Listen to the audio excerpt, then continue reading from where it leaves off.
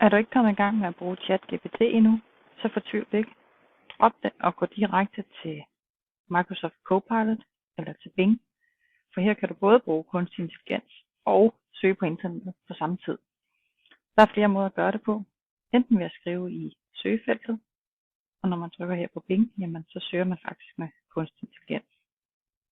Den anden måde, det er at gå herop og trykke på sin Copilot, og så får man egentlig hjælp til, hvordan man kan komme i gang med at prompte. Vi kan jo bare starte med at tage et af eksemplerne.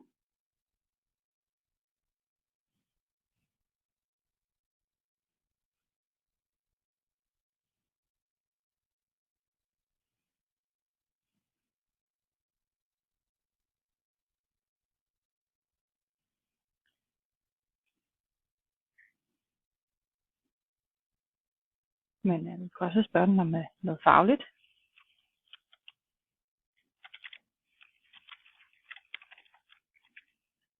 Det kunne være, hvordan jeg kan forbedre min hjemmeside. Jeg kan flere besøg.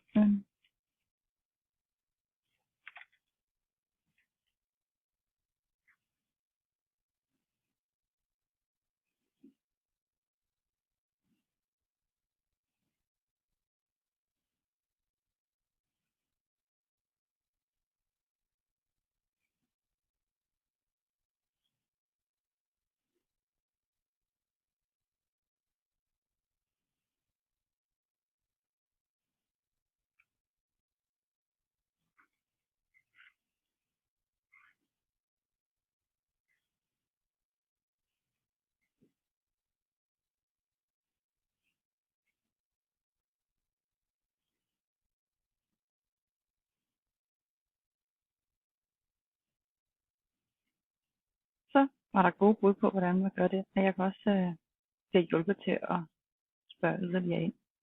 Jeg gør den lige lidt større, så det fylder hele vinduet. Og her er mit svar her. Men Copilot kan også hjælpe dig med at generere billeder.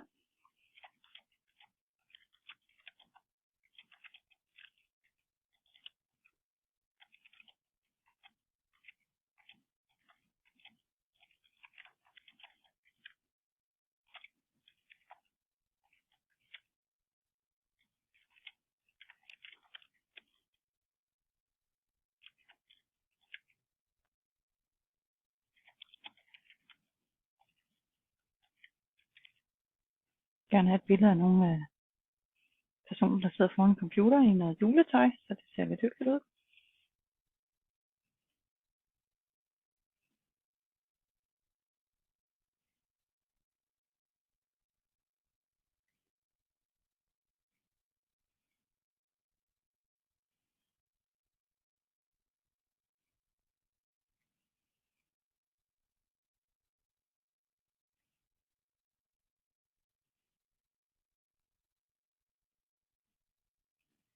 Så kom der et par billeder frem.